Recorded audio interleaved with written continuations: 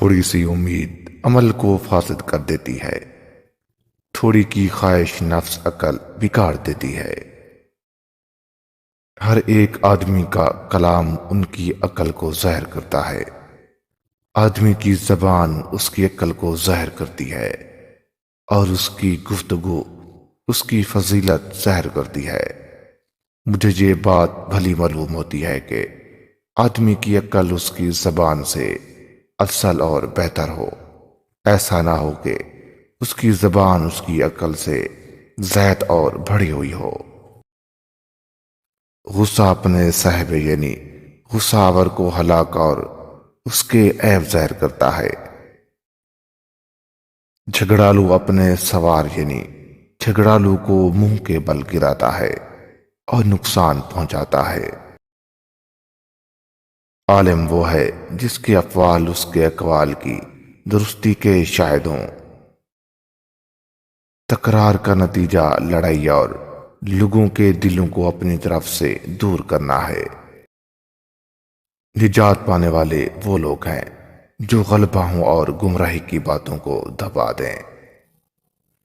دوست سچا بہت اچھا مددگار ہے اور اس کی دوستی دیر پا ہوتی ہے۔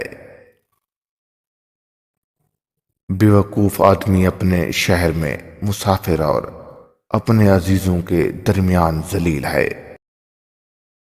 ہوشیاری اس کا نام ہے کہ فرصت حاصل ہونے تک تکلیف کو برداشت کیا جائے۔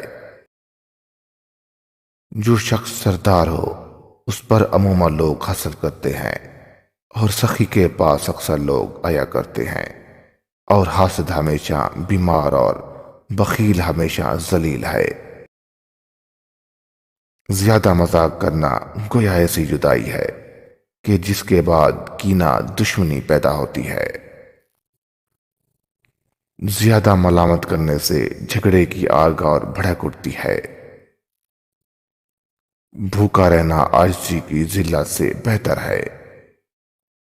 شریف آدمی ایسی باتوں سے جس پر کمینہ فخر کرتا ہے باز رہتا ہے۔ نرمی دشوار ترین کاموں کو آسان اور سخت اسباب کو نرم کر دیتی ہے۔ غضب ایک بھڑکتی آگ ہے، جو شخص اسے پی جائے وہ آگ کو بجھا دیتا ہے، اور جو اسے بجھا دے وہ خود جل جاتا ہے۔ احمق اپنی ذلت محسوس نہیں کرتا اور ہمیشہ نقصان اور خسارے میں پڑا رہتا ہے۔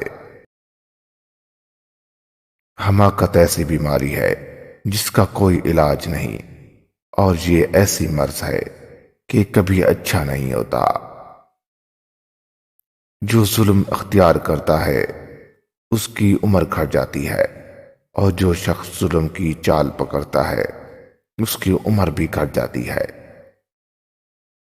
جس آدمی کا یقین درست ہوتا ہے وہ کبھی شک نہیں کرتا ہے۔ جس شخص میں انصاف نہیں اس کا کوئی ساتھ نہیں دیتا۔ جو شخص عموماً انصاف سے برتاؤ کرتا ہے سب چھوٹے بڑے اس کے انصاف کی شہادت بیان کرتے ہیں۔ جو شخص انصاف کے زیور سے آراستہ ہو جاتا ہے وہ شریفوں کے مرتبے کو پہنچ جاتا ہے۔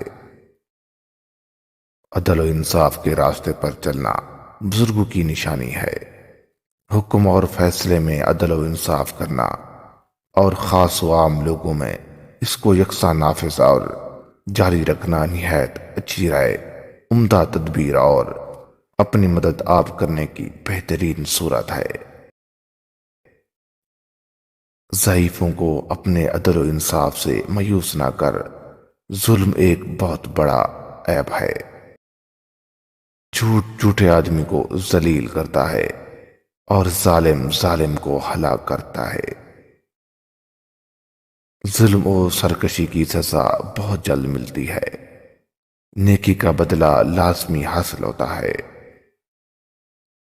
سخی جو کچھ کسی کے ساتھ نیک سلوک کرے اس کا بدلہ لینے سے انکار کرتا ہے۔ کمزور اور غلام پر ظلم کرنا صاحب قدرت کی نہایت کمینی اور بری خصلت ہے۔ اللہ کے محبوب ترین بندے فقراء غربا ہیں، اس لیے اکثر انبیاء دولت مند نہ تھے۔